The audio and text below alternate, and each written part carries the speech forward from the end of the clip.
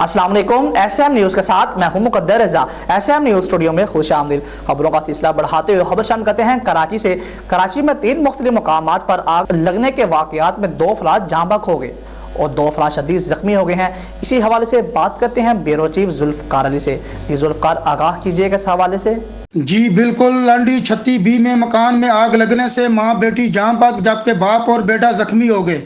اہل محلہ کا کہنا ہے کہ آگ UPS سے بھڑکی جس نے پورے گھر کو اپنی لپیٹ میں لے لیا۔ ریسکیو ذرائع کے مطابق زمان آباد میں مکان میں اچانک آگ بھڑک اٹھی۔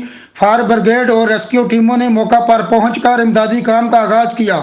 ذرائع کے مطابق آگ کے باعث میاں بیوی اور ان کا بیٹا اور بیٹی جھلس کر شدید زخمی ہو گئے، جنہیں اسپتال منتقل کیا گیا، جہاں پر ماں اور بیٹی جاں بحق ہو گئے جبکہ باپ اور بیٹا زخمی ہیں۔ دوسری جانب پرانا گولی مار کے علاقے میں ویلڈنگ کی دکان میں آگ بھڑک اٹھی، جسے فائر بریگیڈ کی ایک فائر ٹینڈر کی مدد سے آگ بجھا دی گئی۔ تاہم دکان بند ہونے کی وجہ سے کوئی جانی نقصان نہیں ہوا۔ کلپٹن بلاک 1 کے ایک رہائشی فلیٹ میں آگ لگ گئی۔ فائر بریگیڈ کے مطابق آگ پر ایک فائر ٹینڈر کی مدد سے قابو پا لیا گیا۔ آگ اپارٹمنٹ کے کچن میں لگی تھی۔ آگ کے باعث کچن کا سامان جل گیا۔ خوش قسمتی سے آگ کے باعث کوئی جانی نقصان نہیں ہوا۔ جی بہت شکریہ ذوالفقار، تفصیلات سے آگاہ کرنے کے لیے۔ اب تک کے لیے اتنا ہی۔ مزید خبروں کے لیے دیکھتے رہیے ایس ایم نیوز۔